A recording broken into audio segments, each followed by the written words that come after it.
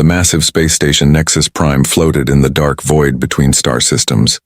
Its metal corridors buzzed with activity as alien delegates from across the galaxy gathered for the monthly Galactic Council meeting.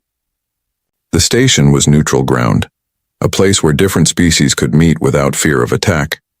In the main assembly hall, hundreds of beings filled the curved seats.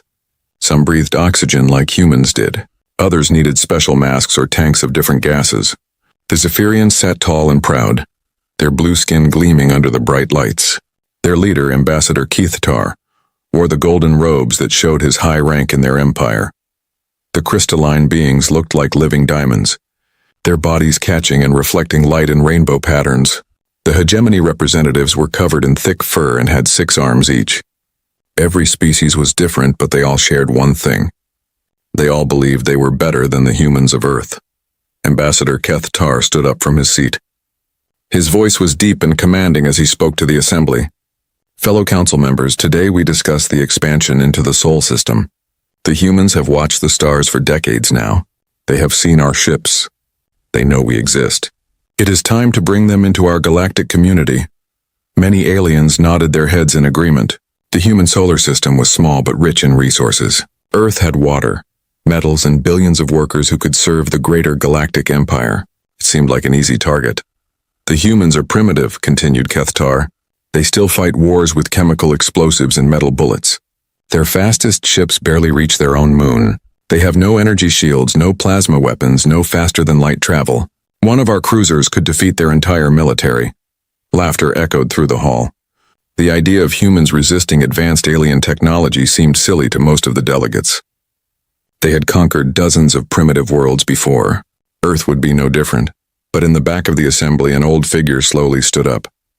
Councillor Vexhai of the Thalorian Collective was ancient even by his species' long-lived standards. His skin was pale gray and covered in scars from 1,000 battles. His people had survived more galactic wars than any other species. When he spoke, his voice was quiet, but somehow everyone heard it. I must speak against this proposal, Vexhai said. The laughter stopped. Other delegates turned to look at the old Thalorian with surprise. His people rarely spoke in council meetings anymore. They preferred to stay out of galactic politics. Ambassador Keithtar looked annoyed. Councillor Vexhai, with respect, your people have become too careful in your old age. The humans pose no threat to anyone.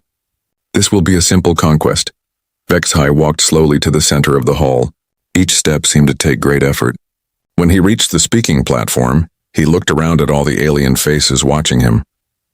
20 years ago, he began, a Thalorian exploration ship encountered humans for the first time. The details of this meeting were classified by order of the High Command. But I was there. I was the ship's captain. Murmurs spread through the assembly. Most delegates had never heard of this first contact event. The official record said humans had never met aliens before. We found a human ship far from Earth, Vexhai continued. It was small and damaged. Only 3 humans were aboard. Their life support was failing. Any reasonable species would have surrendered and begged for rescue. The old alien paused as if remembering something painful. But these humans did not surrender. When we offered to save them, they demanded to know our intentions. When we told them we represented a galactic empire, they asked if we planned to conquer Earth.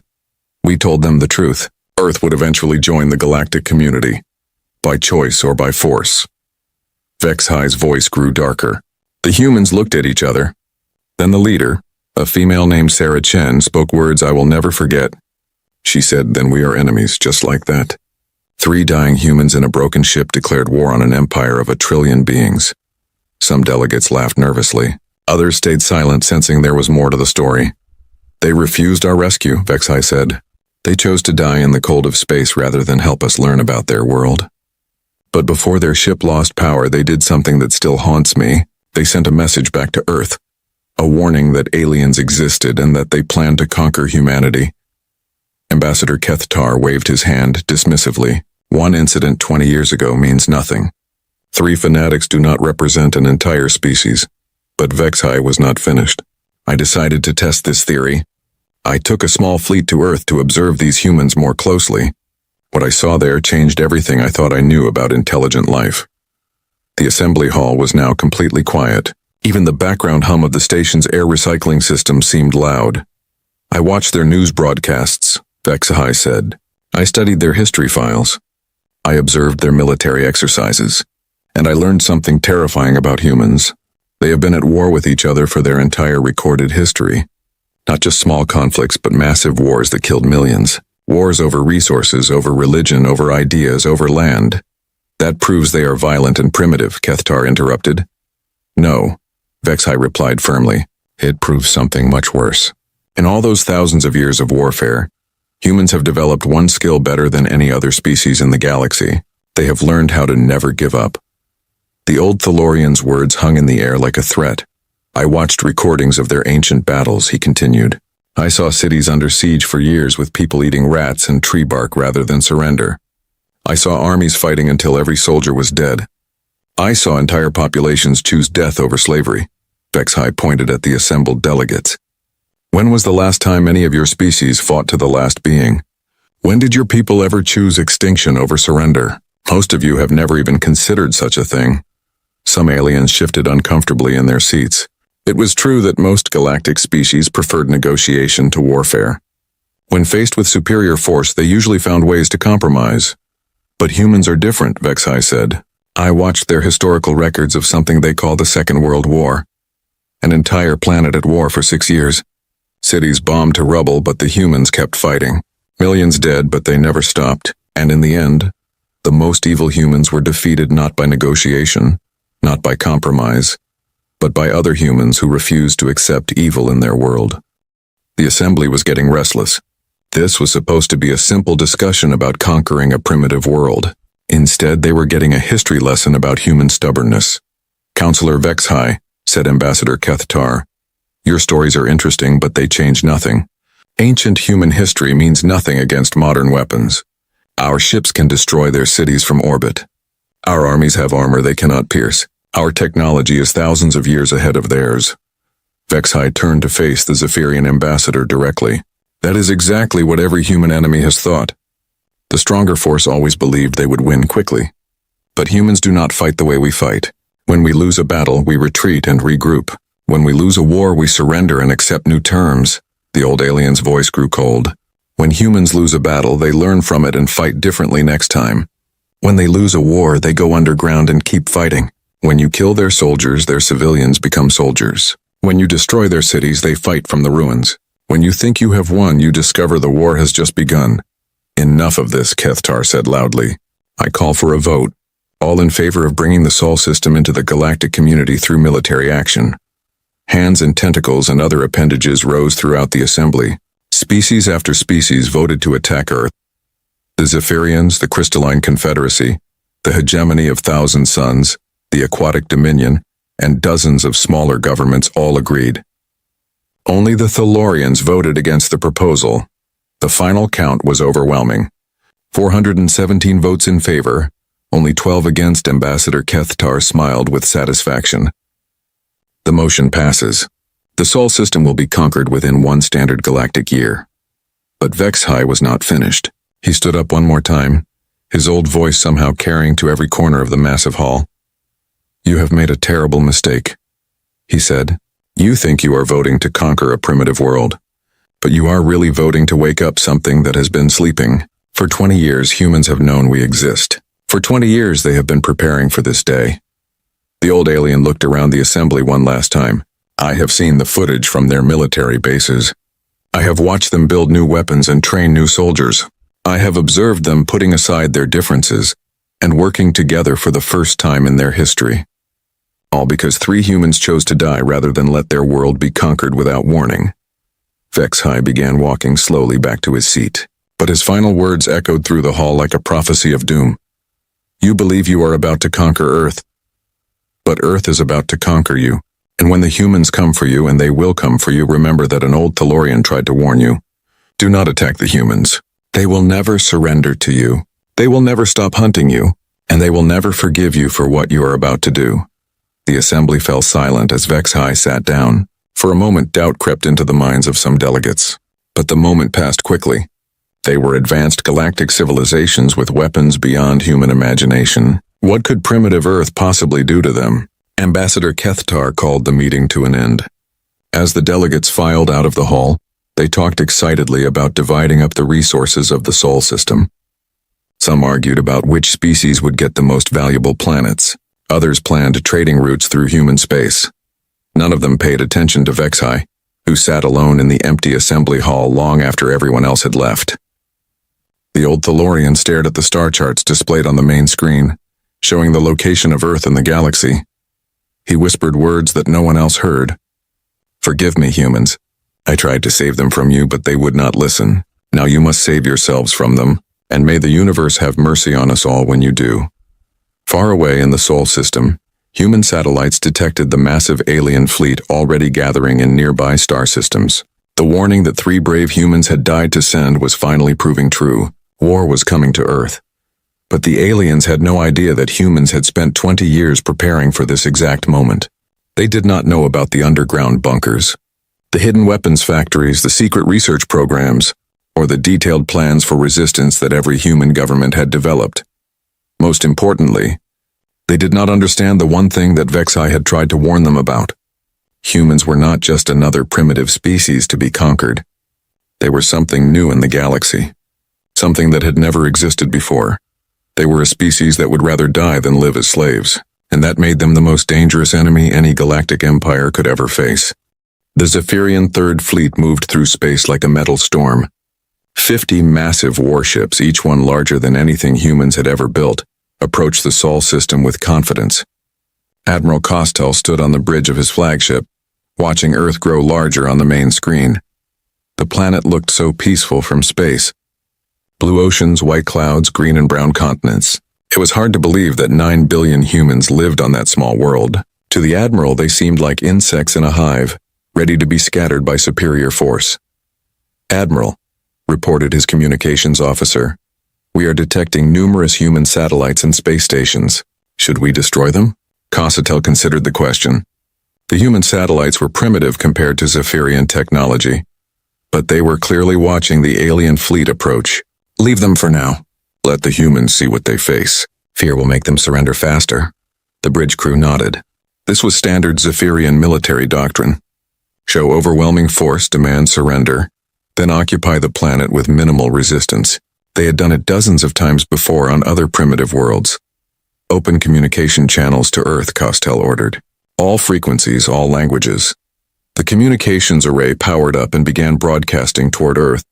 The Admiral had prepared his surrender demand carefully. It was translated into every human language their computers could decode. "People of Earth," his voice boomed across radio waves, television signals, and internet connections. "I am Admiral Costel of the Zephyrian Empire. Your planet is now under the protection of the Galactic Council. You will cease all military activities immediately. Your governments will report to our landing forces for new instructions. Any resistance will be met with destruction. You have 1 hour to comply." On Earth, the message reached every corner of the planet simultaneously. In government bunkers, military commanders, and civilian emergency centers, humans received the ultimatum they had been expecting for 20 years. President Martinez of the United Earth Defense Alliance was in the deep bunker beneath Colorado when the message arrived. Around her sat the leaders of every major nation on Earth. For the first time in human history, old enemies had become allies in the face of an external threat. "Well," said General Harrison, the military commander, "it is finally happening. Are we ready?" President Martinez looked around the room. Chinese Premier Wang, Russian President Volkov, European Union Director Schmidt, African Federation President Okafor, and dozens of other leaders nodded grimly. For 20 years they had prepared for this moment. "Send the response," Martinez said. The reply that went back to the Zephyrian fleet was simple and direct. "This is President Martinez speaking for the United Earth Defense Alliance. We reject your demands.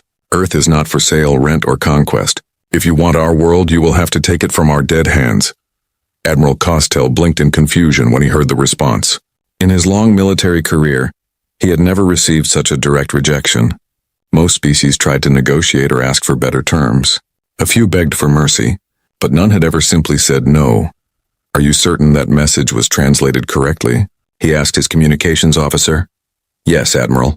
The humans are refusing to surrender." Costel shook his head. Clearly, the humans did not understand their situation very well. Begin orbital bombardment of their military installations. Target their capital cities as well. Once they see our power, they will reconsider. The Zephyrian fleet spread out around Earth like a net of death. Energy weapons that could melt mountains began firing at human military bases, government buildings, and major cities. The attacks were precise and devastating. Ancient structures that had stood for centuries were reduced to glowing craters in seconds. But something unexpected happened. Instead of panicking, humans around the world began responding in ways the aliens had never seen before. In New York City, as Zephyrian bombers screamed overhead, civilians did not run in terror. Instead, they helped soldiers set up anti-aircraft guns on rooftops. Office workers carried ammunition. School teachers operated communication equipment. Everyone became part of the defense effort. In Moscow, when alien ground forces landed in Red Square, they found the city empty above ground. But beneath the streets, in metro tunnels and hidden bunkers, thousands of Russian soldiers waited. The moment the aliens tried to occupy government buildings, bullets began flying from every direction. In Beijing, Chinese engineers worked frantically to reverse engineer pieces of alien technology that had crashed during the bombardment. Within hours, they had figured out how alien energy shields worked and began developing countermeasures. Admiral Costel watched the reports from his ground forces with growing confusion. This was not how conquests were supposed to work. By now, human leaders should be offering surrender terms. Instead, resistance was getting stronger. "Admiral," reported Colonel Zefak from the surface, "we have taken the human capital of Washington, but we are under constant attack. The humans are using primitive weapons, but they seem to be everywhere. We destroy one group and two more appear." "What do you mean everywhere?" Costel demanded. "Sir, they are attacking us from buildings, from underground tunnels, from vehicles disguised as civilian transport. We captured a human supply depot, but it exploded when we entered. The humans had booby-trapped their own equipment rather than let us use it." Similar reports came in from landing sites around the globe. In London, Zephyrian soldiers found Big Ben rigged with explosives. The humans had destroyed their own famous landmark, rather than let aliens use it as a headquarters. In Paris, the Eiffel Tower had been turned into a massive radio antenna that jammed alien communications. What confused the Zephyrians most was the level of cooperation they saw among humans. Their intelligence reports had said that Earth was divided into dozens of competing nations that regularly fought each other. But now, American soldiers were fighting alongside Chinese soldiers. Russian equipment was being operated by Japanese technicians. African engineers were working with European scientists. "How is this possible?" Costel asked his intelligence officer. "Our report said these humans were constantly at war with each other." "They were, Admiral, but apparently, when faced with an external threat, they have united against us." The Admiral felt the first stirring of doubt. In all his years of conquest, he had never faced a species that became stronger when attacked. Most civilizations collapsed when their governments and military bases were destroyed, but humans seemed to fight harder when they had less to lose. On the surface, human resistance was taking forms the Zephyrians had never encountered. In Tokyo, a group of elderly Japanese citizens had volunteered for suicide missions, driving vehicles loaded with explosives into alien positions. In Cairo, Egyptian archaeologists were using their knowledge of ancient tunnel systems to move weapons and supplies beneath the city. But the most disturbing reports came from the human information networks. Instead of spreading panic and demands for surrender, human media was broadcasting instructions for resistance. Television stations showed civilians how to make explosives from household chemicals. Radio programs taught guerrilla warfare tactics. Internet sites shared intelligence about alien weaknesses and equipment. Dr. Sarah Chen, granddaughter of the human who had first warned Earth about the aliens, was broadcasting from a hidden location somewhere in North America. Her message reached humans around the world. "My grandmother died 20 years ago to warn us this day would come," she said. "She and her crew chose death rather than help aliens learn about our world. Today we honor their sacrifice.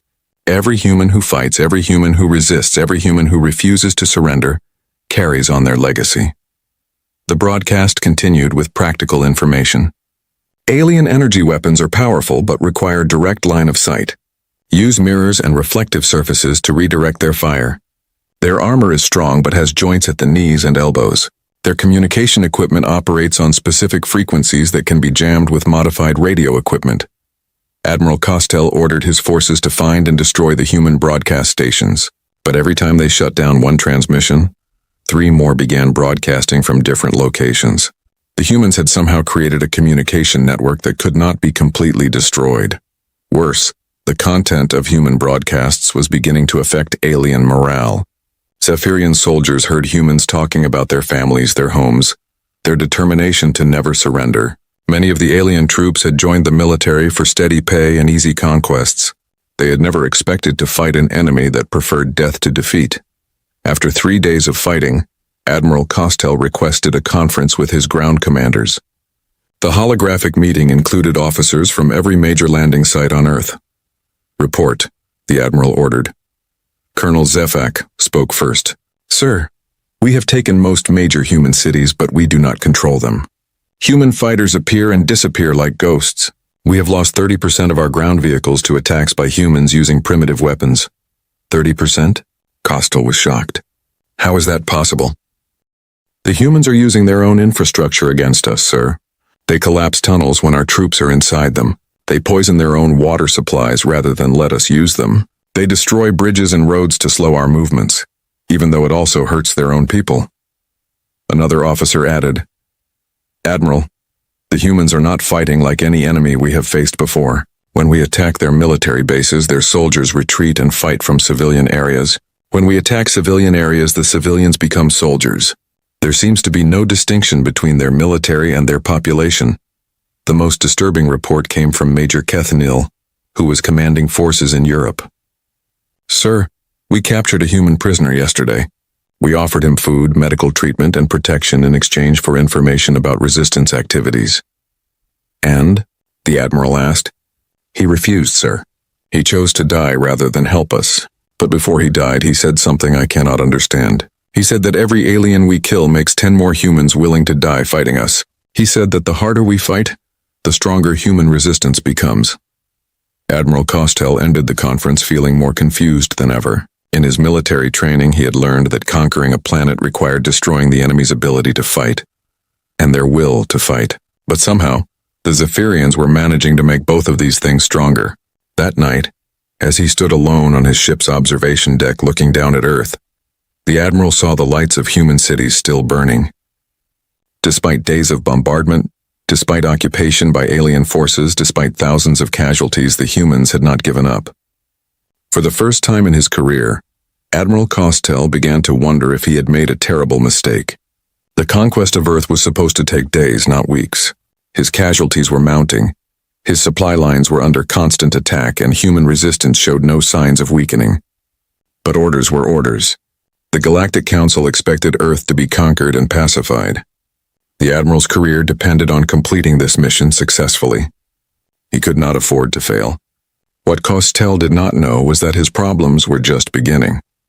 The human resistance was about to enter a new phase. For 20 years, Earth's best scientists and engineers had been developing weapons and tactics specifically designed to fight advanced alien technology.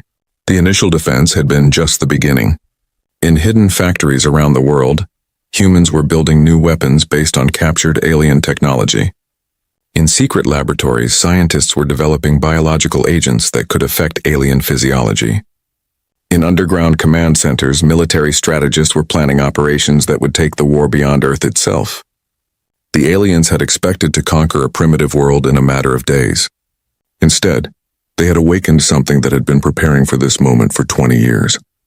And now that humans understood what they were fighting, the real war was about to begin. 6 months had passed since the Zephyrian invasion began, and the galaxy was starting to take notice. What was supposed to be a quick conquest had turned into a brutal stalemate. Reports from Earth reached alien worlds across the galaxy, and the news was disturbing to every species that had voted for the invasion.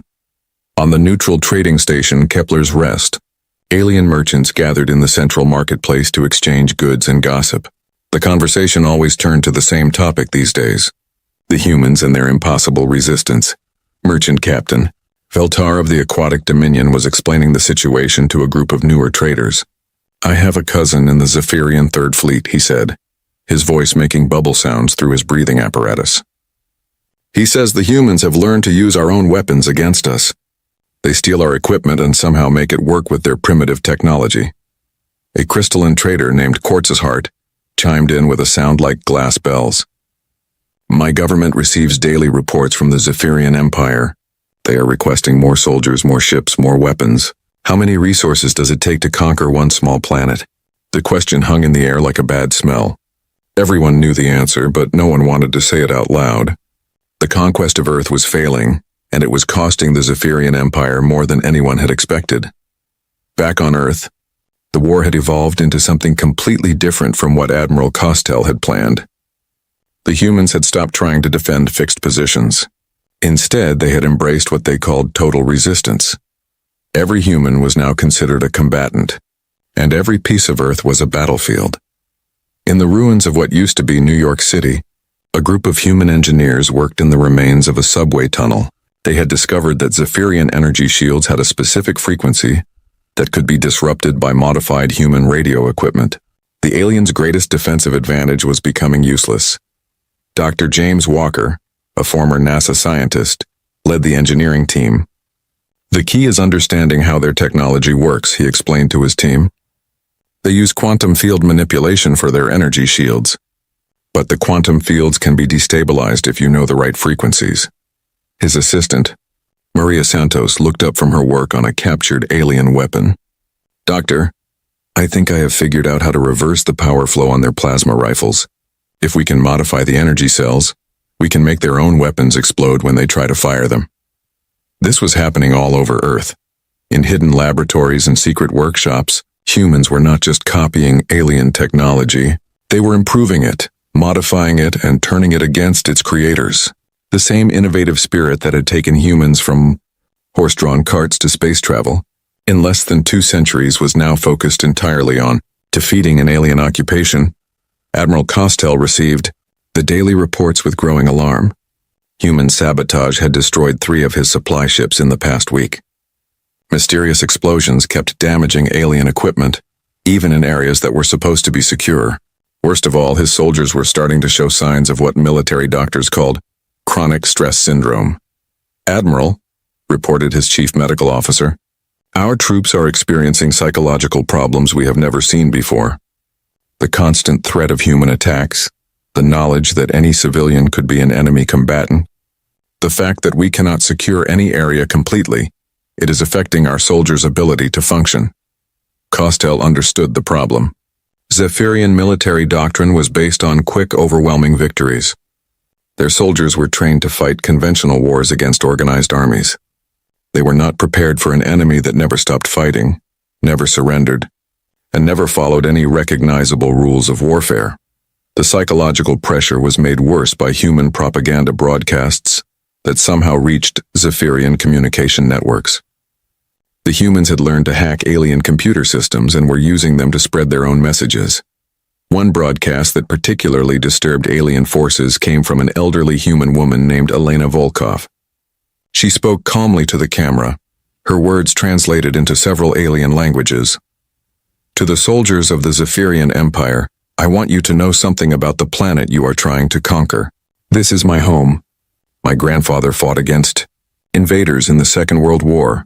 My father fought against different invaders in the Cold War. I fought against economic oppression and the resource wars my daughter is fighting against. You right now? The old woman's voice remained steady as she continued. You think you are fighting one generation of humans, but you are fighting all of us. Every human who ever lived, every human who ever died for freedom, every human who ever refused to surrender. We are all here with you now, and we will never stop fighting. These broadcasts were having an effect throughout the galaxy. Other species that had supported the invasion were beginning to have second thoughts. The hegemony of Thousand Suns, which had territorial disputes with the Zephyrian Empire, began to see an opportunity. In the hegemony capital, Chancellor Raktul met with his military advisors. How many ships has the Zephyrian Empire committed to this Earth conquest? He asked. Nearly half their total fleet, Chancellor, replied General Kesmar, and they are requesting more every month. Their resources are being drained by this one planet. The Chancellor's 6 eyes gleamed with interest. And their border defenses? Weakened significantly. They have moved most of their forces to the Sol system, or to supply lines supporting the Earth invasion. This was exactly what the hegemony had been waiting for. For decades, they had wanted to reclaim star systems that the Zephyrians had taken from them, but the Zephyrian military had always been too strong. Now, for the first time, they were vulnerable. Begin moving our fleets toward the disputed border systems, Chancellor Raktul ordered. If the Zephyrians want to waste their strength fighting primitive humans, we will take advantage of their mistake. Similar conversations were happening in governments across the galaxy. The Crystalline Confederacy saw a chance to expand their trade routes. The Aquatic Dominion wanted to reclaim waterworlds that had been under Zephyrian control. Dozens of smaller species began to think about old grievances and new opportunities. But it was not just governments that were taking notice of the human resistance. Individual aliens were also beginning to react to the stories coming from Earth. On the mining world of Kepler 438b, a group of hegemony workers had been forced to labor in dangerous conditions for years. Their overseer was a Zephyrian administrator who treated them like property. But after hearing broadcasts about human resistance, some of the workers began to talk quietly among themselves. The humans refused to accept slavery, whispered Korthal, a hegemony miner. They would rather die than live as we do. His friend Bessikar nodded. I heard that human workers destroyed their own factories rather than let them be used by the invaders. Can you imagine having such courage? The idea was spreading. If humans could resist the mighty Zephyrian Empire, maybe other oppressed species could resist their own oppressors. The concept of absolute resistance to tyranny was something new in galactic politics. On Earth, the humans were preparing for the next phase of their resistance. The initial defense had proven that they could survive an alien invasion. The guerrilla warfare phase had shown that they could make occupation costly and difficult. Now they were ready to take the war to the enemy. In a hidden facility beneath the Australian desert, human scientists had achieved something remarkable. They had successfully reverse-engineered Zephyrian faster-than-light travel technology.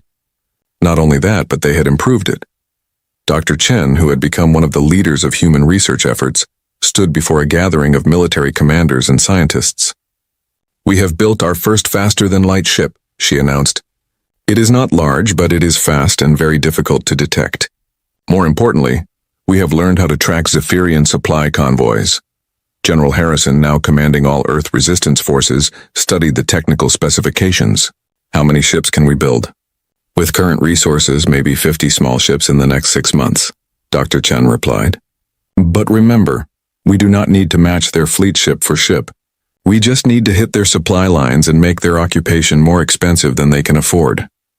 The plan was brilliant in its simplicity. Human ships would leave Earth and attack Zephyrian supply convoys throughout nearby star systems. They would not try to win major battles.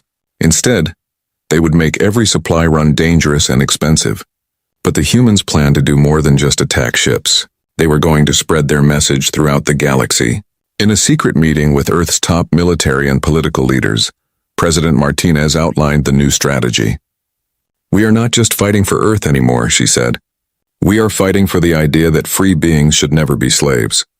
Every species in the galaxy that is oppressed by the Zephyrians or any other empire needs to hear our message. The message was simple, but revolutionary. Resistance was possible. Tyranny could be defeated and freedom was worth any price. Human ships began leaving Earth in secret, using modified alien technology to avoid detection. Their missions were dangerous and many ships did not return. But those that did return brought back intelligence about alien supply routes, military installations, and most importantly, other oppressed species that might be willing to join the resistance. Within weeks, Zephyrian supply convoys throughout the galaxy began reporting attacks by unknown ships. The attackers never stayed to fight major battles. They would appear suddenly, destroy cargo ships or supply depots, broadcast messages about human resistance, and then disappear before reinforcements could arrive. Admiral Costel received reports of these attacks with growing panic. His invasion of Earth was already consuming more resources than the Zephyrian Empire could easily afford. Now his supply lines were under attack throughout the galaxy. Admiral, reported his logistics officer, we have lost 12 supply convoys in the past month. The attacks appear to be coordinated, but we cannot identify the attackers. Their ships are small and fast, using modified versions of our own technology. Costel knew what this meant, even if he did not want to admit it. The humans had somehow developed space combat capability and were taking the war beyond Earth. The primitive species that was supposed to surrender in days was now threatening Zephyrian interests across multiple star systems. But the worst news was yet to come. Intelligence reports began arriving from across the galaxy. Species that had been peacefully under Zephyrian rule for decades were beginning to rebel. Workers on mining worlds were sabotaging equipment. Farmers on agricultural planets were destroying crops rather than feed Zephyrian armies. Even some Zephyrian colonies were reporting unrest among local populations. All of these rebellions had one thing in common. The rebels claimed inspiration from the human resistance on Earth. Chancellor Raktul of the Hegemony had been watching these developments with great interest. The time had come to act. In a secret message to other alien governments, he proposed a formal alliance against the Zephyrian Empire. "The humans have shown us something important," his message read. "The Zephyrians are not invincible.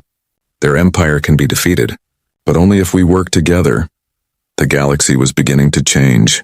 What had started as the conquest of one small planet was becoming a war that threatened the entire Zephyrian Empire. And at the center of it all were 9 billion humans who had simply refused to surrender. Admiral Costel sat in his command center, surrounded by reports of disasters throughout Zephyrian space. For the first time in his career, he began to understand what Counselor Vexhai had tried to warn the Galactic Council about. The humans were not just another primitive species to be conquered. They were something new and dangerous. They were a species that would rather fight forever than live in chains, and now their example was spreading throughout the galaxy like wildfire. The Admiral realized that the Zephyrian Empire faced a choice. They could commit even more resources to destroying Earth completely, risking the loss of their entire empire to rebellions and enemy attacks, or they could try to find a way to end this war before it destroyed them. But he also realized that the humans would never accept any peace that left them under alien rule. The only way to end this war was to give the humans what they wanted: complete independence and the right to be left alone. The problem was that admitting defeat to a primitive species would destroy Zephyrian prestige throughout the galaxy. Other species would see it as proof that the Empire was weak and could be challenged. Either way, Admiral Costel knew that his invasion of Earth had already succeeded in one way that he had never intended. It had changed the galaxy forever. The age of easy conquest was over. From now on, every species that wanted to remain free would remember what the humans had done, and somewhere in the darkness between the stars, human ships continued their deadly work, carrying a message that was more dangerous than any weapon: the idea that freedom was worth fighting for no matter what the cost. 2 years had passed since the Zephyrian invasion began, and the galaxy was no longer the same place. What had started as a simple conquest had become a nightmare that spread across dozens of star systems. The humans had done something that no species in galactic history had ever accomplished. They had turned their own defeat into a weapon. Admiral Costel stood in his command center aboard the flagship Eternal Victory, but there was no victory in sight. The ship's name had become a bitter joke among his officers. Reports flowed in from across Zephyrian space, each one worse than the last. "Admiral," his intelligence officer reported, "we have confirmed human military activity in 17 different star systems. They are not just attacking our supply lines anymore. They are directly assaulting our colonies and military installations." The Admiral studied the holographic map that showed the entire Zephyrian Empire. Red markers indicated planets under human attack. Yellow markers showed worlds experiencing rebellion inspired by human broadcasts. Blue markers represented their own military forces, and there were far fewer blue markers than there had been 2 years ago. "How is this possible?" Costel asked, though he knew the answer would not make him feel better. 2 years ago, humans had no faster-than-light travel. Now they are fighting us on multiple fronts across the galaxy.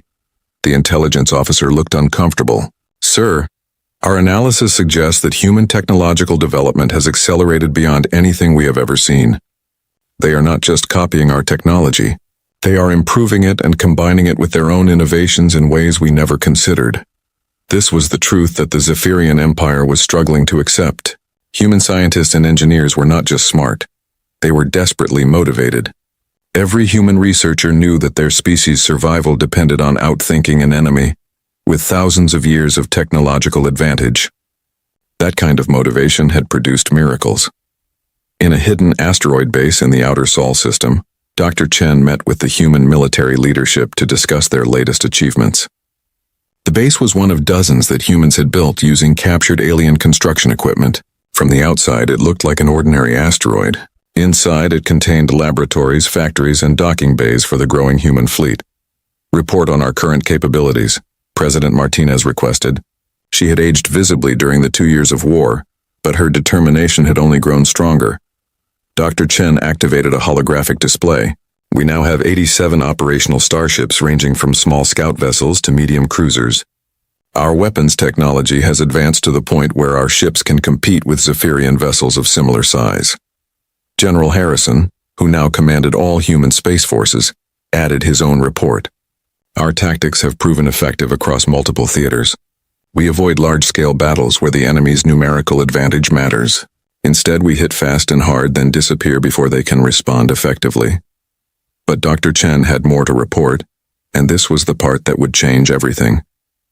"We have also achieved something that I believe is unique in galactic history. We have learned to broadcast our message directly into alien computer networks across the galaxy." She paused to let this sink in. "Every species under Zephyrian rule is now receiving our transmissions. We are not just fighting the Empire militarily, we are fighting them ideologically." This was the human secret weapon that the aliens had never expected. Humans understood something about communication and propaganda that most alien species did not.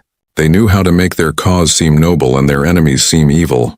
They knew how to inspire others to fight for freedom. The broadcasts that reached oppressed species throughout the galaxy were carefully crafted to appeal to universal desires for freedom and dignity. But they also contained practical information about resistance tactics, weapons manufacturing, and guerrilla warfare. On the mining world of Tau Ceti III, a group of hegemony workers gathered secretly to listen to the latest human transmission. The signal was hidden inside normal commercial traffic, but those who knew what to look for could decode the message. The voice belonged to Maria Santos, who had become one of the human resistance's most effective propagandists. "To our friends throughout the galaxy, we bring news from Earth. The Zephyrian occupation continues, but we are no longer just defending our world. We are hunting our enemies across the stars." The message continued with technical details about how to sabotage alien mining equipment, how to organize secret communication networks, and how to turn industrial tools into weapons. But the most important part was always the same. "Remember that you have the right to be free. No species, no matter how advanced or powerful, has the right to rule another species against their will. Resistance is not only possible, it is your duty to yourselves and your children." These broadcasts were having an effect that went far beyond what the humans had expected. Species throughout the galaxy were beginning to question the natural order that had existed for thousands of years. The idea that advanced civilizations had the right to rule primitive ones was being challenged for the first time in galactic history. On the crystalline homeworld, a group of philosophers met to discuss the implications of human resistance. The Crystalline Confederacy had supported the invasion of Earth because they believed it would bring humans into the civilized galactic community. Now they were beginning to have doubts. "The humans raise an interesting question," observed philosopher Crystal Mind. "By what right do we force our concept of civilization on others? Perhaps the humans prefer their own way of life to ours." This kind of thinking was spreading throughout the galaxy, and it terrified the leadership of every major empire. If species began to believe that they had the right to reject alien rule, the entire structure of galactic civilization could collapse. But the humans were not content to simply inspire rebellion. They were actively hunting down the aliens who had invaded their world. Captain Sarah Martinez, daughter of the Earth's president, commanded the human ship Defiance as it prowled the space lanes near Zephyrian military installations. Her ship was small and fast, designed for hit-and-run attacks against larger vessels. "Contact on sensors," reported her navigator. "Zephyrian supply convoy, 3 cargo ships with 2 escort cruisers." Captain Martinez studied the tactical display. The Zephyrian ships were larger and more heavily armed than her vessel, but they were also slower and less maneuverable. More importantly, they would not be expecting an attack this far from Earth. "Battle stations," she ordered. "Remember, we are not just fighting for Earth anymore. Every alien ship we destroy is one less weapon they can use against other species fighting for their freedom. The attack was swift and brutal. The Defiance appeared suddenly from behind an asteroid, fired a spread of modified alien torpedoes at the cargo ships, and disappeared before the escort cruisers could respond. Within minutes, 3 Zephyrian supply ships were drifting wrecks, and their cargo of weapons and supplies was scattered across space. But before leaving the area, Captain Martinez activated the ship's communication array and broadcast a message on all frequencies. "This is Captain Martinez of the human vessel Defiance. The cargo ships you just lost were carrying weapons to be used against innocent civilians. Every weapon we destroy is a life we save. To the Zephyrian Empire we say this: we will hunt you across the galaxy. We will never forget what you did to our world. We will never forgive you. And we will never stop." These messages were as important as the military attacks themselves. The humans wanted every alien in the galaxy to know that Earth had not been conquered. They wanted their enemies to live in fear, and their potential allies to know that resistance was possible. Admiral Costel received reports of dozens of similar attacks each week. Human ships were appearing throughout Zephyrian space, attacking military convoys, destroying supply depots, and broadcasting their message of defiance. His empire was being bled to death by 1,000 small cuts. But the military attacks were only part of the problem. The ideological war was even more dangerous. Reports arrived daily of rebellions on worlds that had been peaceful under Zephyrian rule for decades. On the agricultural world of Kepler 442b, farmers had stopped delivering food to Zephyrian collection centers. When military forces arrived to force compliance, they found that the crops had been poisoned. The farmers would rather starve than feed their oppressors. On the industrial world of HD 4307G, factory workers had sabotaged production lines that manufactured weapons for the Zephyrian military. When security forces tried to arrest the saboteurs, they discovered that entire communities were protecting them.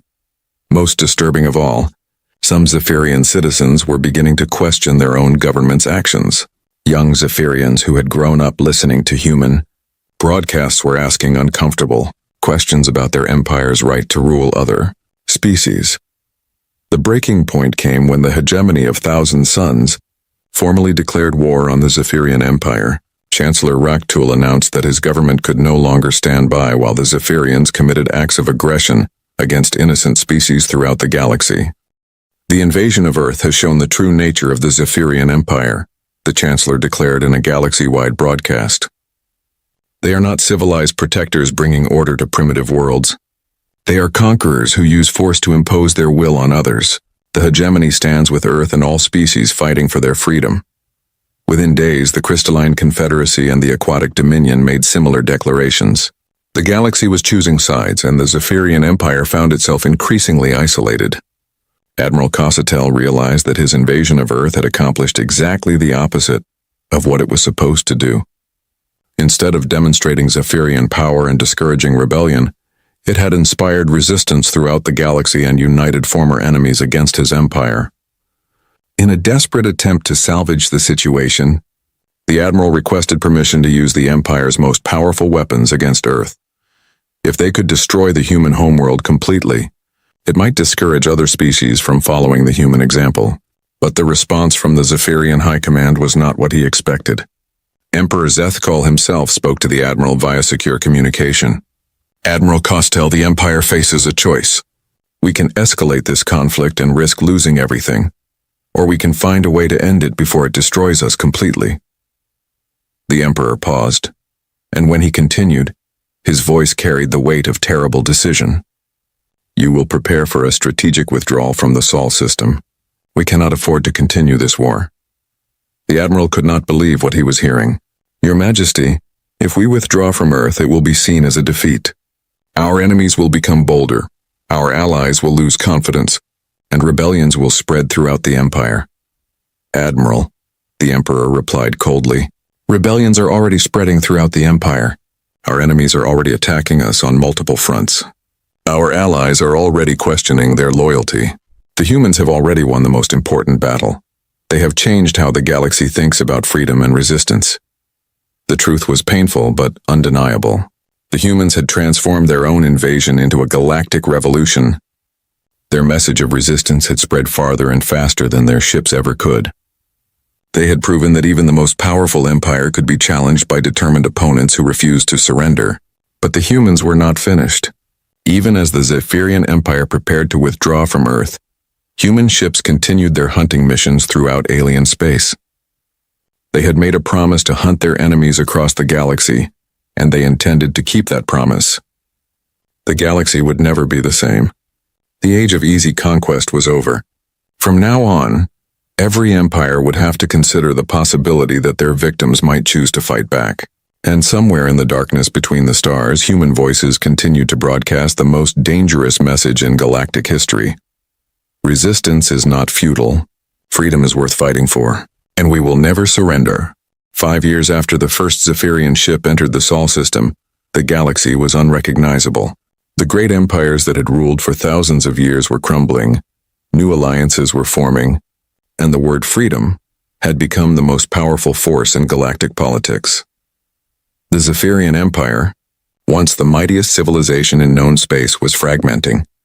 Admiral Kostal stood in what had once been the Empire's most secure command center, but the walls were scorched from recent battles, and half the computer systems were offline.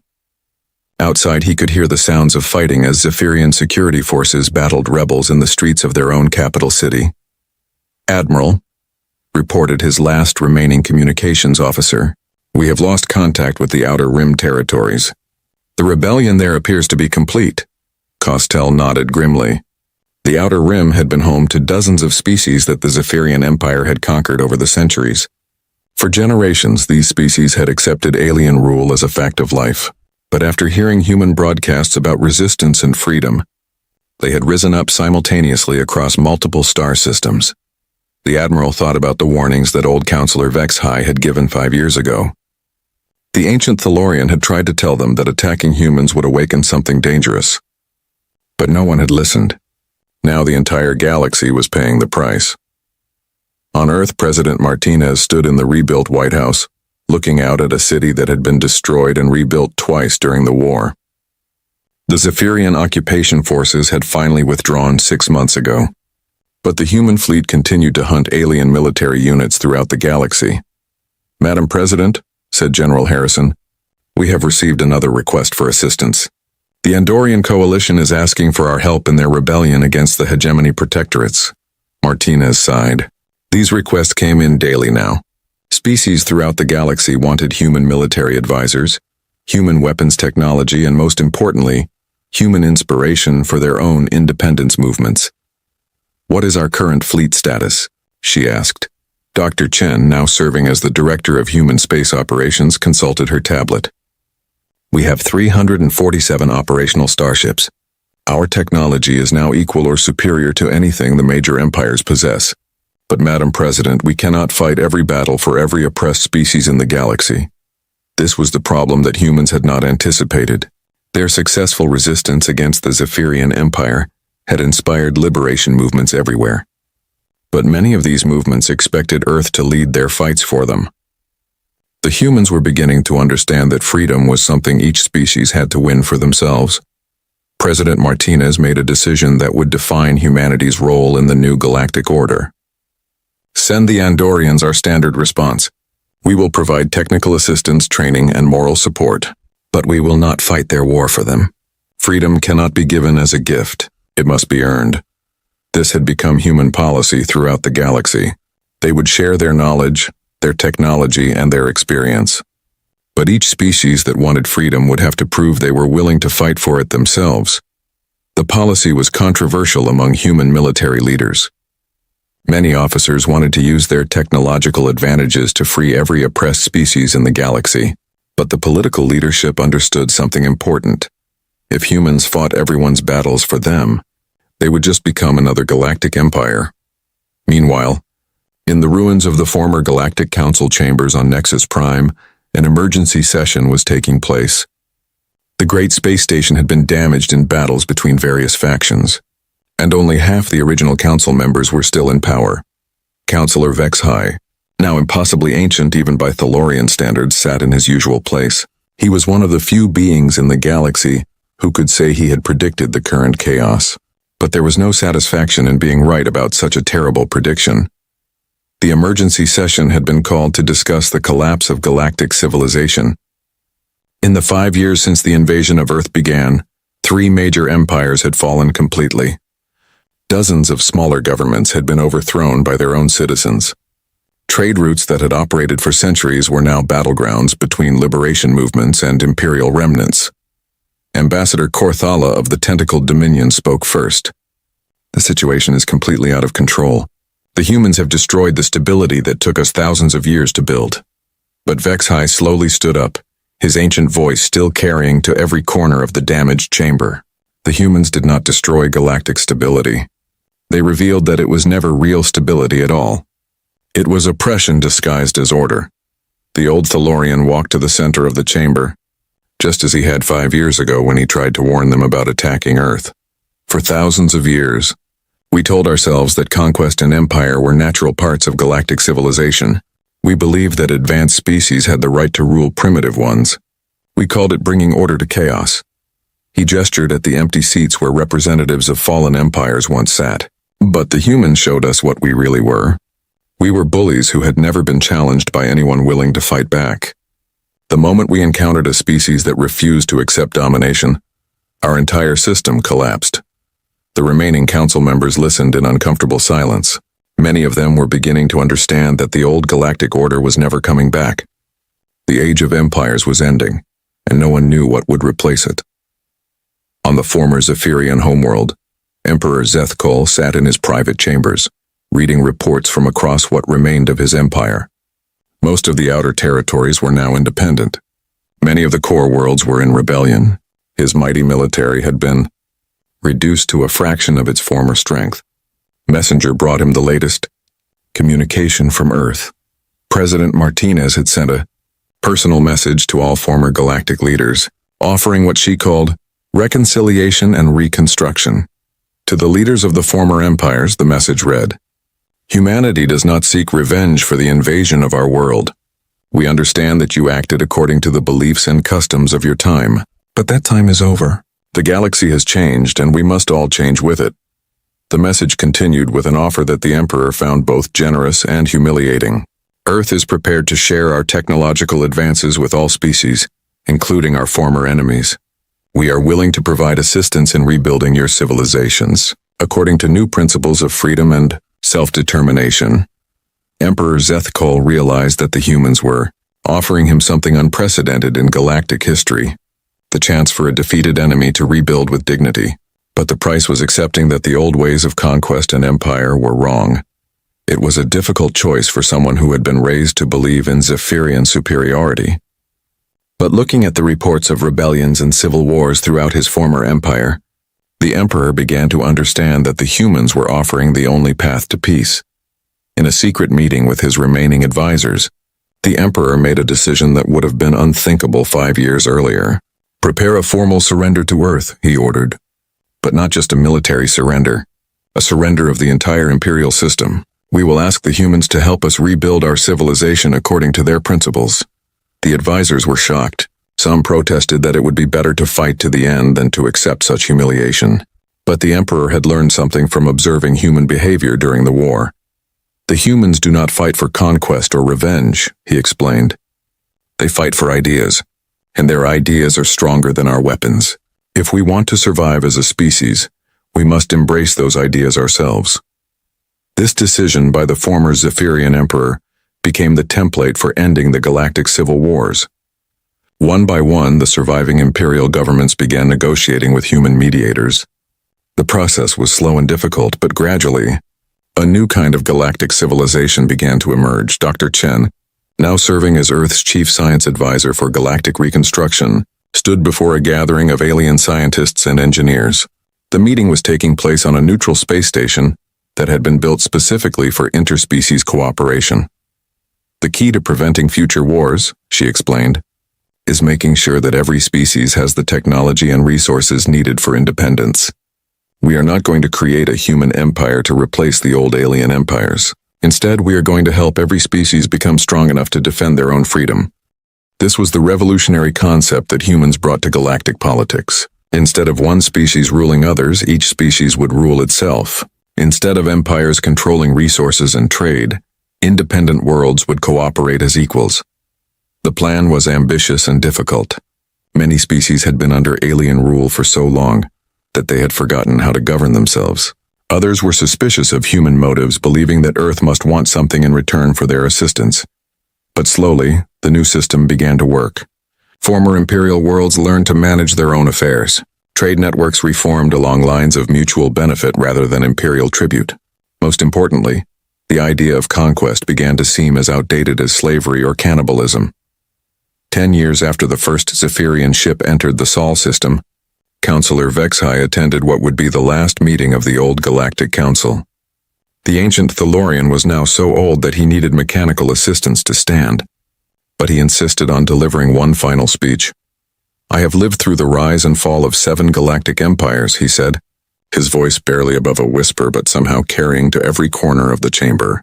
"I have seen species conquer and be conquered, rule and be ruled, but I have never seen anything like what the humans have accomplished." He paused, gathering strength for his final words. The humans did not just defend their world.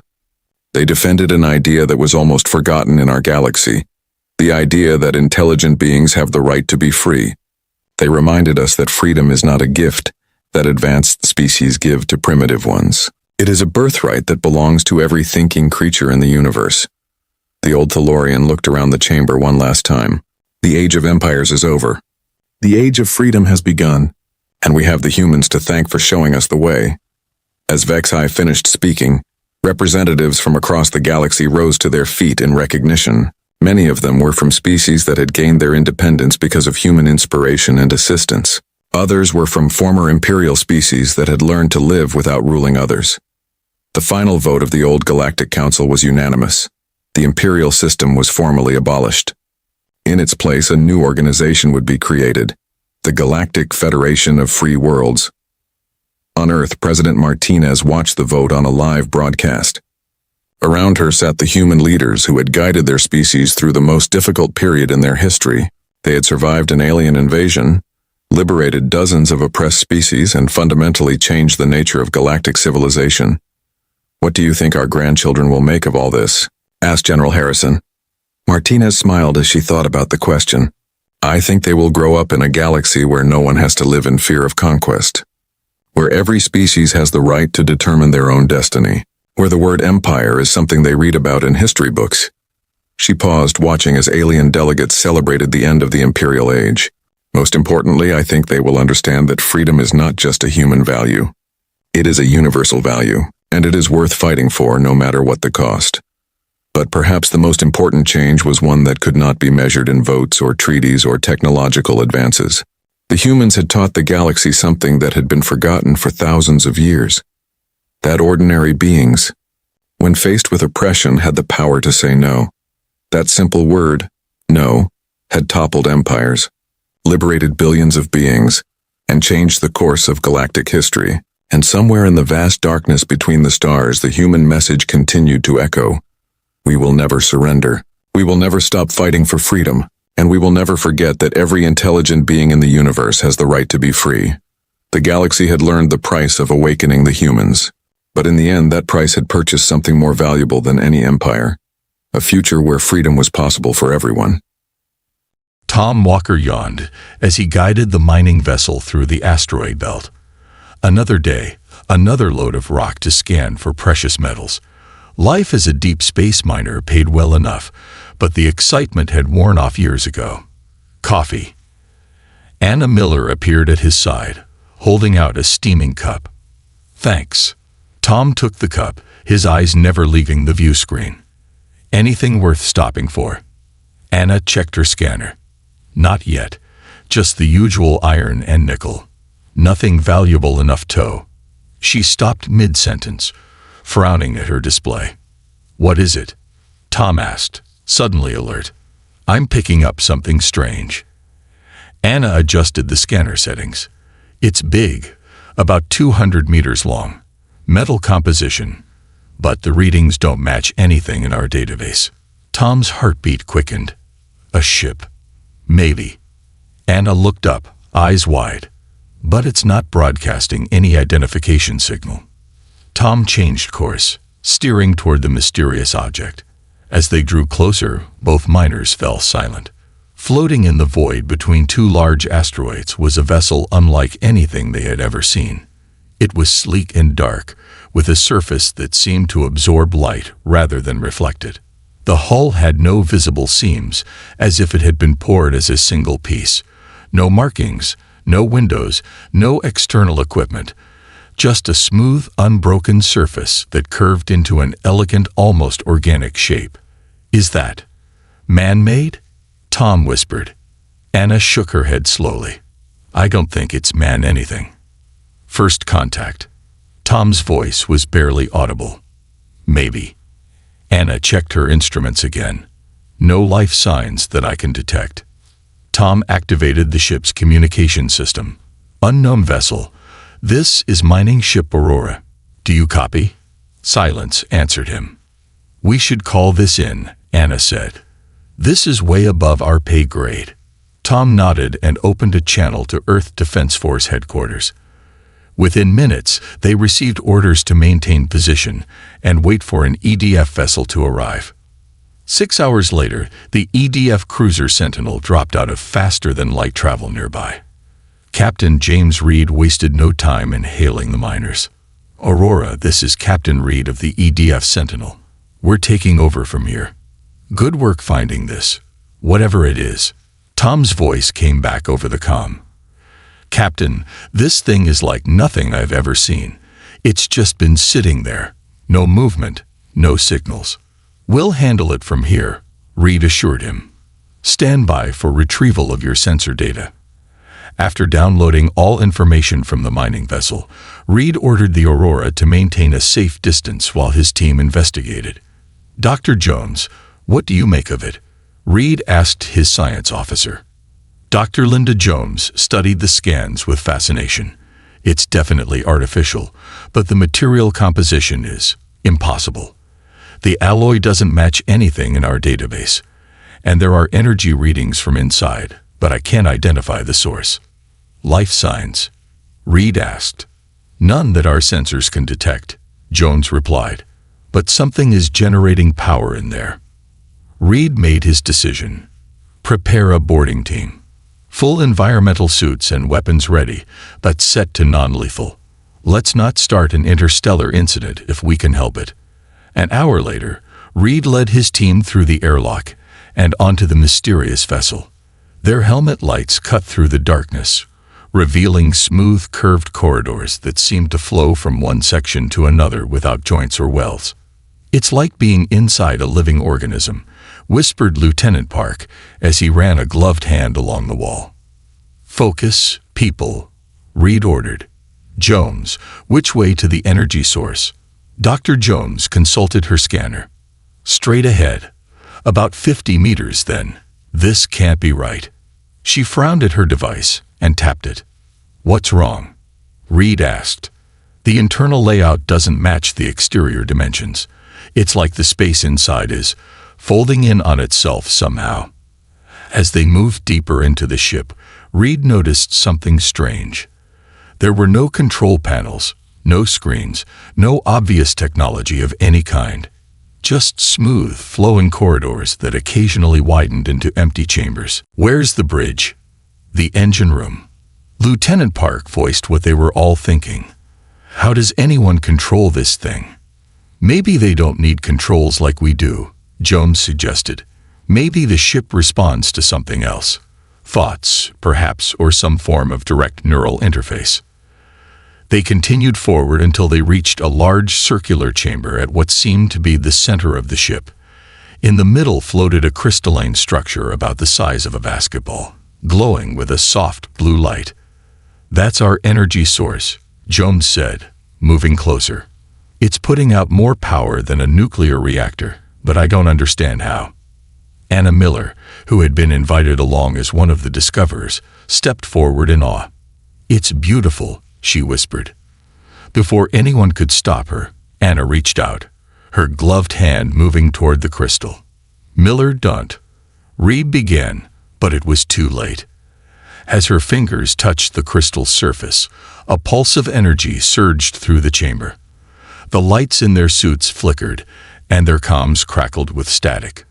The crystal's glow intensified, and patterns of light began to flow along the walls, ceiling, and floor. Anna gasped and stumbled backward. It spoke to me, she said, her voice trembling. What do you mean, it spoke to you? Reed demanded. Not with words, Anna explained, eyes wide. With images, feelings. It's alive, Captain. The ship is alive. Before Reed could respond, a holographic display materialized in the air above the crystal. Strange symbols flowed across it, then transformed into English letters. Hello. The team stared in shocked silence. IHAVBEN waiting. Who are you? Reed asked cautiously. What are you? The text shifted again. I am ship. I was not built. I grew. I evolved. From dust, between STRs, over millions of years. That's impossible, Jones whispered. Evolution does not require biology, only time and energy. Anna stepped forward again. Why are you here? In our solar system. Hiding. Running. Others hunting my kind. Reed's tactical mind immediately shifted to defense. Others? Who's hunting you? The holographic display dimmed momentarily, then brightened with new text. They come. Now. They DETCTED am I awakening? Who's coming? Reed demanded. Empire. VX Imperium. They destroy all they cannot control. The ship's internal lights pulsed with urgency. They are here. At that moment, Reed's communicator buzzed with an incoming emergency message from the Sentinel. Captain, we've detected multiple ships dropping out of FTL at the edge of the solar system. Massive energy signatures, unlike anything we've ever seen. Reed looked at the crystal, then at his team, his face grim. How many? He asked. Hundreds, sir, and they're headed straight for us. The holographic display pulsed one final message. Prepare. And the hunt had begun. Captain Reed's face hardened as he stared at the holographic display. The incoming fleet was massive. Hundreds of ships in tight formation, moving with purpose and precision. Everyone back to the Sentinel. Now. Reed ordered. Miller, you too. Anna shook her head, her eyes never leaving the crystal. Captain, I can feel it. The ship is afraid. Miller, that's an order, Reed said firmly. As the team hurried back toward the airlock, the mysterious vessel suddenly hummed to life. Lights pulsed along the corridors, guiding their way. When they reached the airlock, they found it had changed, expanded to allow for faster evacuation. It's helping us, Jones said in wonder. Once aboard the Sentinel, Reed opened a channel to Earth Defense Command. Admiral Wilson, we have a situation. A large alien fleet has entered the solar system and appears to be heading straight for our position. Admiral Wilson's face appeared on screen, tension evident in her features. We've detected them, Captain. All Earth defenses are on high alert. What's your assessment of the unknown vessel you discovered? It's sentient, sir. It appears to have evolved naturally rather than being constructed. It's communicated that these incoming ships belong to something called the Vex Imperium, and they're hunting ships like this one. Wilson's eyebrows rose. Evolved ships. That's hard to believe, Captain. I know how it sounds, sir, but... Reed was interrupted by Lieutenant Park. Captain, the alien fleet has halted just beyond Mars orbit. They're broadcasting a message on all frequencies. Put it through, Reed ordered. The view screen flickered, and a new face appeared. The alien was humanoid, but clearly not human. Its skin was pale blue with faint markings that looked like circuit patterns. Eyes too large for its narrow face gleamed with a cold intelligence. This is Admiral Krell of the Vex Imperium. The alien said in perfect English, We come seeking the void seed that is hidden in your system. Surrender it immediately. Reed exchanged glances with his officers before responding. "This is Captain James Reed of the Earth Defense Force. We don't know what a void seed is. We've discovered an unusual vessel, but it was found in our solar system, which places it under Earth jurisdiction." Admiral Krell's expression didn't change, but his voice grew colder. "You are mistaken, human. The entity you call a vessel is a dangerous anomaly. It is one of several self-evolving constructs that have appeared throughout the galaxy. They pose a significant threat to all organized civilizations. It hasn't threatened us," Reed countered. "It will," Krell said simply. "These entities cannot be controlled or predicted. They evolve in ways that defy the natural order. The Vex Imperium has spent centuries hunting them for the safety of all." Anna Miller, who had been listening intently, suddenly spoke up. "That's not true. It's afraid of you because you destroy what you don't understand." Reed shot her a warning look, but Krell had already noticed her. "Interesting," the alien admiral said. "It appears the seed has already established a connection with one of your kind. This is further evidence of its dangerous nature." "Admiral Krell," Reed said, trying to regain control of the conversation, "this ship was found in Earth's solar system. Under interstellar common law, that makes it our responsibility. We request time to study it properly before any decisions are made." Krell was silent for a moment. "You have 1 Earth hour to surrender the Void Seed. After that, we will take action to secure it ourselves." The transmission ended abruptly. "Well, that went well," Lieutenant Park muttered. Reed turned to Miller. "You said you can feel the ship. What's it telling you now?" Anna closed her eyes for a moment. "It's showing me images. The Vex have been hunting its kind for centuries. Not because they're dangerous, but because they can't be controlled. The Vex Imperium conquers everything in its path. These evolved ships are the only things they haven't been able to bend to their will." "Can it defend itself?" Reed asked. "It doesn't know," Anna replied. "It's never had to before." Reed opened a channel to Earth again. "Admiral Wilson, I believe the alien fleet's intentions are hostile. Request immediate reinforcements. All available ships are already en route, Captain, but they won't arrive for at least 6 hours." Wilson's expression was grim. "You need to buy us time." Before Reed could respond, Lieutenant Park called out, "Multiple ships breaking formation. They're moving toward us." Reed made a quick decision. "Battle stations. Miller, tell your ship friend that it might want to wake up completely now." Anna closed her eyes, concentrating on her connection to the mysterious vessel. "It understands. It's doing something."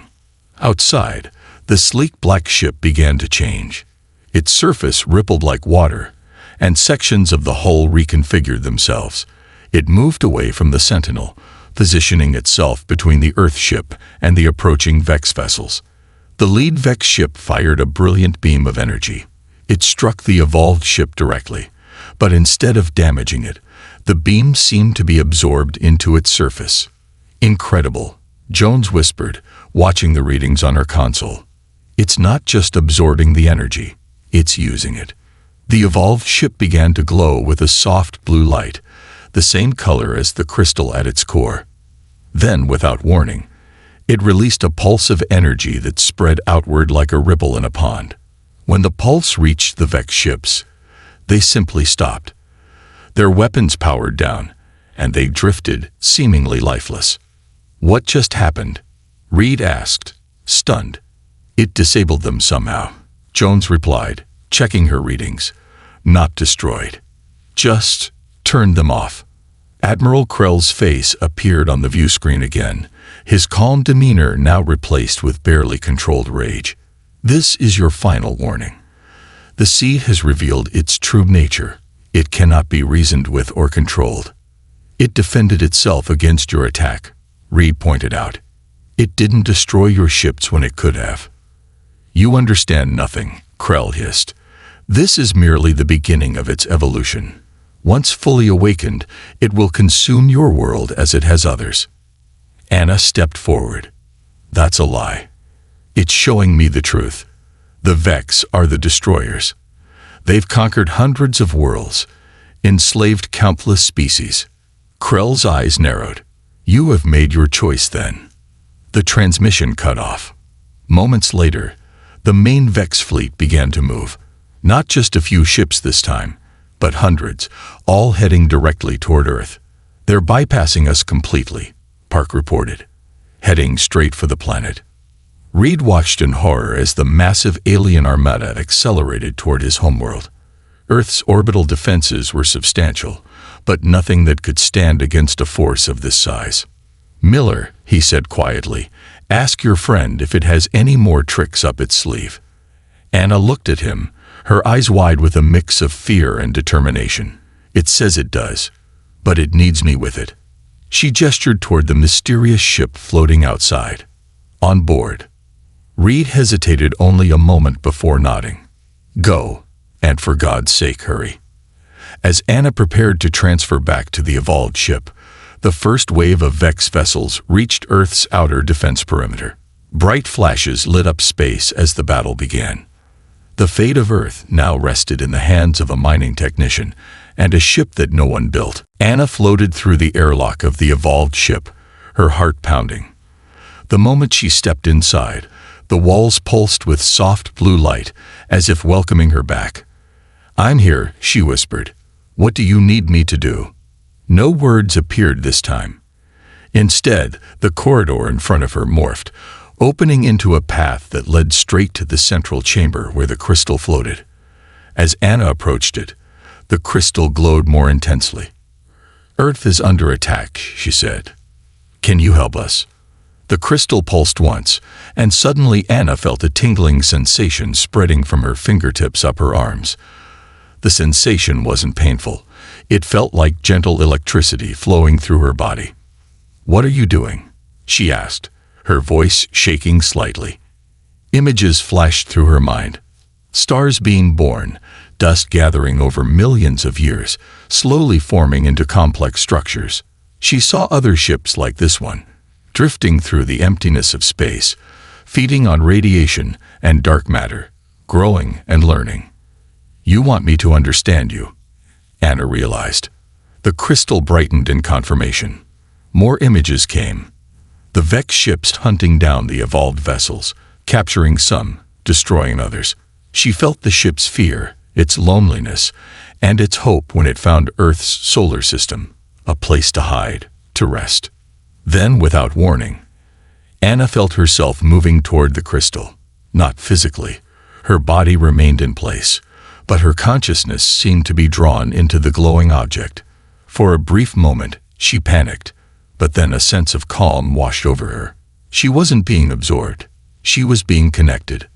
Oh, she breathed as understanding flooded her mind. You need a partner. Through their new connection, Anna understood that the ship, which she instinctively named Phoenix, couldn't reach its full potential alone. It had evolved to work in harmony with a conscious mind, to form a symbiotic relationship that benefited both. With sudden clarity, Anna knew what to do. She opened herself fully to the connection, and Phoenix responded immediately. Outside, the ship transformed. Its smooth black surface rippled and shifted, extending outward to form a perfect sphere around itself and the Sentinel. As the sphere completed, the first wave of Vex weapons fire hit it, and dissipated harmlessly. On the Sentinel's bridge, Captain Reed watched in awe as the mysterious shield protected them. What's happening? He asked Dr. Jones. She shook her head, staring at her readings.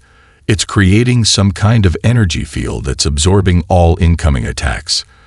But that's not all. She looked up at Reed, her eyes wide. The field is expanding. It's growing to encompass Earth's orbit. Reed watched the tactical display as the shield spread outward at impossible speed, soon covering the entire planet and its orbital defenses. The Vex weapons fire continued, but none penetrated the shield. His communication console beeped. Captain Reed, came Anna's voice, sounding strangely distant. Phoenix and I are buying you time. Phoenix? Reed questioned. The ship, that's its name now. Listen carefully. Phoenix can't hold this shield forever. We need to understand more about what we're facing. Reed nodded, though Anna couldn't see him. What do you need from us? Send Dr. Jones and Tom Walker over. And bring every scientist Earth can spare. We have work to do. 3 days later, Earth's greatest scientific minds had transformed the Sentinel into a floating research station. In the center of it all was Phoenix, with Anna serving as its voice and interpreter.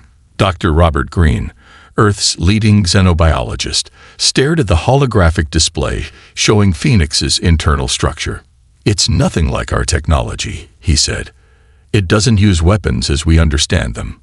It manipulates the fundamental forces of physics." Tom Walker, who had been working alongside the scientists, pointed to a section of the display.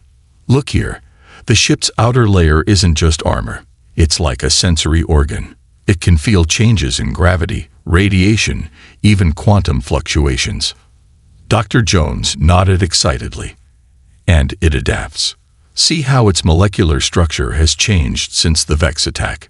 It's evolving in response to the threat." Captain Reed, who had been listening silently, finally spoke. "That's all fascinating, but can it help us fight the Vex? That shield won't hold forever." As if on cue, the lights dimmed briefly, and Anna entered the room. Everyone turned to look at her. There was something different about her now. A quiet confidence, an otherworldly awareness in her eyes.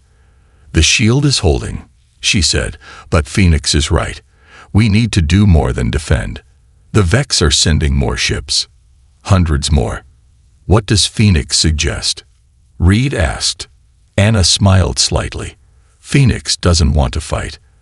That's not what it evolved to do, but it will protect us if we show it how." "Show it how to fight?" Dr. Green asked, confused. "No," Anna replied. "Show it why fighting is sometimes necessary. It needs to understand humanity, our history, our struggles, our will to survive despite overwhelming odds." Reed nodded slowly. "So we need to educate it." "Yes," Anna said. "And it will educate us in return." Over the next few days, while the Vex fleet gathered beyond the shield, the scientists and military personnel worked tirelessly. They fed Phoenix information about Earth's history, culture, and scientific achievements. In return, Phoenix shared its knowledge of the cosmos, secrets of physics and energy that humans had barely begun to understand. Through Anna, they learned that Phoenix was one of many cosmic entities that had evolved naturally in the void between stars. These beings were rare, perhaps only a few dozen in the entire galaxy, and most kept to themselves, drifting through the emptiness, observing but never interfering. Phoenix was different. Younger than the others, more curious, it had come too close to inhabited worlds and attracted the attention of the Vex Imperium. When the Vex tried to capture it, Phoenix fled, eventually finding its way to Earth's solar system. The Vex wanted to study it, Tom said during one briefing session, to learn its secrets and use them for their conquests. Anna nodded. They've captured one of Phoenix's kind before. Everything they know about faster-than-light travel, energy weapons, shield technology. It's all stolen from an evolved ship they captured centuries ago. Reed's expression hardened.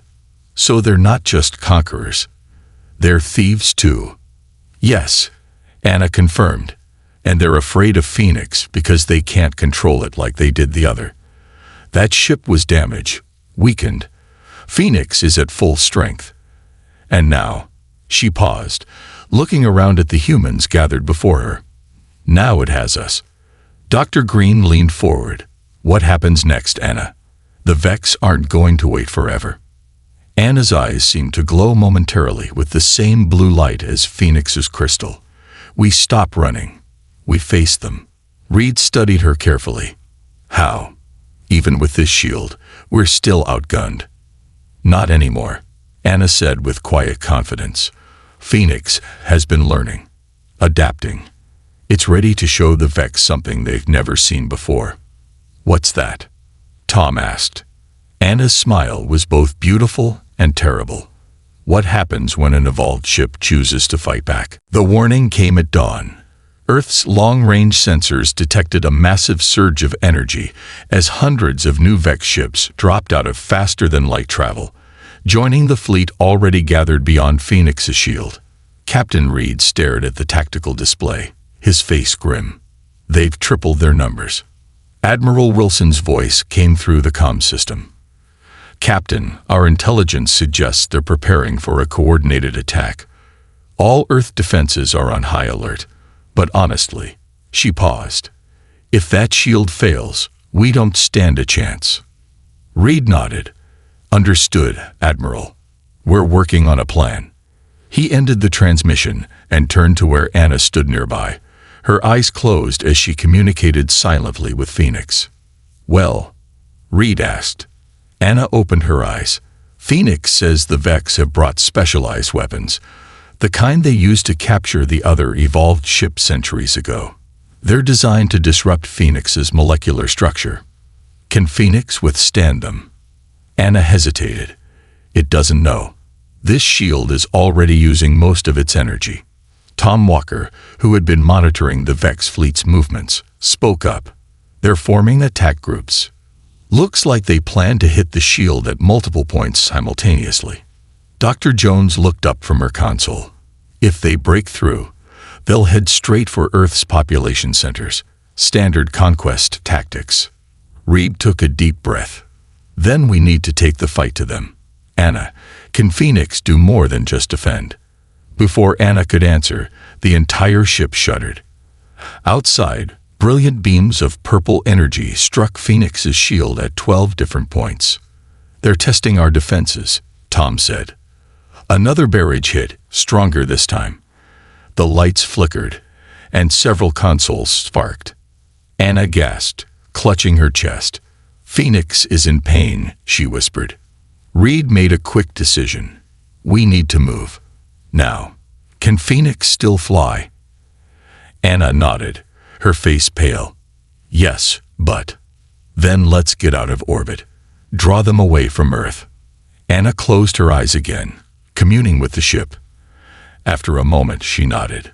Phoenix agrees.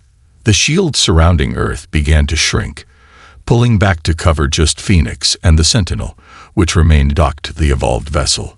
Then, with a burst of speed that pushed everyone against the nearest wall, Phoenix shot away from Earth, heading toward the outer solar system. As Reed had hoped, most of the Vex fleet followed, their massive ships turning to pursue the fleeing Phoenix. It's working, Reed said, watching the tactical display. They want Phoenix more than they want Earth. Anna's expression remained troubled. They're still firing those disruptor weapons. Another blast hit the shield, and this time Phoenix visibly shuddered. The smooth black hull rippled, as if struggling to maintain its shape. Anna cried out, dropping to her knees. Tom rushed to her side. What is it? He asked, helping her up. Phoenix, she gasped. It's dying. Tears streamed down her face. I can feel its pain. Those weapons are breaking it apart at the molecular level. Reed's mind raced. Can it fight back? It must have some way to defend itself. It could, Anna said quietly. But it's afraid. Afraid of what? Tom asked. Of becoming like the Vex, of using its power to destroy. Anna looked up at Reed, her eyes pleading. Phoenix evolved to explore, to learn, to grow. Not to kill. Reed knelt beside her. Anna, listen to me. Sometimes fighting isn't about destroying. It's about protecting what matters. Phoenix came to us for help, right? Well, now we need its help. Earth needs its help. Anna stared at him for a long moment, then nodded. She closed her eyes once more, her face a mask of concentration, as she communicated Reed's words to Phoenix. Outside, another volley of disruptor beams struck Phoenix's shield. This time, the shield flickered visibly, sections of it failing before reforming. We can't take much more of this, Dr. Jones warned, checking her instruments. Shield integrity is down to 43%. Reed watched the Vex fleet drawing closer, their weapons charging for another barrage. Anna, we're running out of time. Anna's eyes snapped open suddenly. glowing with the same blue light as Phoenix's crystal. "Phoenix understands now," she said, her voice overlaid with a strange harmonic. "It will fight, not to destroy, but to protect." The ship seemed to pulse beneath them, and Reed felt a strange sensation, as if reality itself was bending. Outside, Phoenix began to change. Its sleek black surface flowed like liquid, reshaping itself. The ship grew larger, extensions forming and branching out like a living thing. The blue glow intensified, no longer just coming from the crystal at its core, but from the entire structure. "What's happening?" Tom asked, staring out the viewport in awe. "Phoenix is evolving," Anna replied, her voice still carrying that strange jewel quality.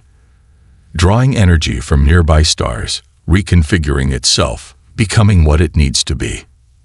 The transformation continued for several minutes while the Vex fleet held position, seemingly as stunned by the display as the humans were. When it finally stopped, Phoenix had nearly tripled in size, its form now resembling something between a ship and a vast, intricate crystal formation. "Shield integrity now at 100%, Dr. Jones reported, checking her readings with disbelief. "No, wait, 200%. That's impossible." Anna stood, her movements fluid and confident. "Phoenix wants to end this without destruction, if possible. It suggests we take a message directly to the Vex commander." Reed raised an eyebrow. "You mean surrender?" "No," Anna smiled. "Phoenix means we should go to their flagship, now." Reed shook his head. "That's suicide. They'd destroy us the moment we came within range." "They can try," Anna said simply. Before Reed could argue further, Phoenix accelerated again, this time moving so fast that the stars blurred around them. The inertial dampeners struggled to compensate, and everyone grabbed onto the nearest secure object. In seconds, they were in the heart of the Vex fleet, directly in front of a massive ship at least 10 times the size of any other vessel. Admiral Krell's flagship. "Now what?" Reed asked, looking at the enemies surrounding them on all sides. Anna walked to the center of the bridge, directly under the spot where Phoenix's crystal now extended down from the ceiling like a massive stalactite. "Now Phoenix shows the Vex what it truly means to evolve." The crystal pulsed once, twice, 3 times. Outside, a ripple of blue energy expanded outward from Phoenix in a perfect sphere, washing over the Vex ships one by one. As the energy touched each vessel, it simply stopped. Engines offline, weapons powerless, even life support systems barely functioning. The entire Vex fleet hung motionless in space. Reed stared at the tactical display in disbelief. It disabled them all, with one pulse. "Not disabled," Anna explained. "Phoenix didn't destroy anything. It just paused them, like pressing a universal pause button on space-time itself." On the main view screen, Admiral Krell's face appeared, his features twisted with rage and fear. "What have you done?" he demanded. Anna stepped forward. "We've shown mercy, Admiral. Something your Imperium knows nothing about." "This changes nothing," Krell snarled. "The Imperium will never stop hunting the abominations like your ship." Anna smiled, a knowing look in her still glowing eyes. "I think it's time the Imperium learned the truth about its own power, don't you, Admiral?" Krell's expression faltered for the first time. "You know nothing. Phoenix knows everything," Anna replied. "And now, so do all your people." Behind Krell, alarms began to sound. An officer rushed into view, whispering urgently in the Admiral's ear. Krell's face drained of color. "What have you done?" he whispered. "We've shared the truth," Anna said simply. "That's all." And across the vast Vex fleet, the seeds of revolution had begun to sprout. The silence on Krell's flagship was broken by alarms blaring from every direction. The Admiral's face had turned from blue to almost white as reports flooded in from across his vast fleet. "Impossible," he whispered, staring at Anna with a mixture of fear and hatred. "What have you done to my ships, my people?" Anna stood calmly, the blue glow in her eyes reflecting Phoenix's power. "We've done nothing but share the truth, Admiral. Phoenix has simply broadcast what it knows to every ship and colony in the Vex Imperium." On the screens around them, chaos unfolded. Vex soldiers were turning against their officers. On some ships, entire crews had mutinied. On others, subject species long oppressed by the Imperium were breaking free of their restraints. Captain Reed stepped forward. What truth exactly did Phoenix share? Anna turned to him, her expression soft despite the power flowing through her. Everything. That the Vex leadership has been lying to their people for centuries. That their technology, the foundation of their entire empire, was stolen from another evolved ship they captured and tortured long ago. Krell slammed his fist on a console. "These are lies." "No," Anna replied quietly. "Phoenix found the memories of its captured sibling buried deep in the code of your ship systems. It was still alive in there, Admiral. Fragmented, suffering, but alive. And now it's free." On the tactical display, Reed watched as more than half the Vex fleet began to move away, breaking formation, heading in different directions. "They're leaving," Tom observed. "Where are they going?" "Home," Anna said. "To free their worlds. The Imperium was built on lies and stolen power. Now that the truth is known, it's falling apart." Dr. Jones, who had been monitoring communications, looked up in surprise. "They're requesting asylum. Dozens of Vex ships are asking Earth for protection from their own government." Reed raised an eyebrow at Anna. "Is this what Phoenix planned all along?" Anna nodded. "Phoenix doesn't destroy. It transforms, changes, evolves. And now it's helped the Vex evolve too." Krell, seeing his empire crumbling before his eyes, made one last desperate move. He pulled out a weapon and aimed it directly at Anna. "I will not allow this." Before he could fire, Phoenix pulsed once more. The weapon in Krell's hand dissolved into dust. "It's over, Admiral," Reed said firmly. "Your empire is finished." "Not just the empire," Anna added, her voice carrying a hint of sadness. "Phoenix has found something else, something the Vex leadership has been hiding for centuries." She closed her eyes, and a holographic display appeared in the center of the bridge. It showed a massive space station hidden deep in Vex territory. Inside were dozens of crystal structures, similar to the one at Phoenix's core, but dimmer, weaker. More evolved ships, Reed realized. Captured and imprisoned. Yes, Anna confirmed. The source of all Vex power. They've been draining these beings for energy, stealing their knowledge, using them as batteries for their war machines. Krell's shoulders slumped in defeat. He knew there was no recovering from this revelation. 3 months later, Earth had become the center of a new interstellar coalition. The former Vex Imperium had fractured into dozens of independent systems, many of them now seeking peaceful relations with Earth and each other. In orbit around Earth, Phoenix floated serenely, now accompanied by 5 other evolved ships that had been freed from Vex captivity.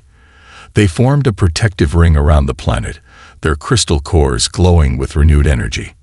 On the observation deck of the newly constructed Space Command headquarters, Captain Reed, now Admiral Reed, stood with Tom, Dr. Jones, and several Earth officials, watching as Anna approached. She had changed in these months. Her connection with Phoenix had transformed her in subtle ways.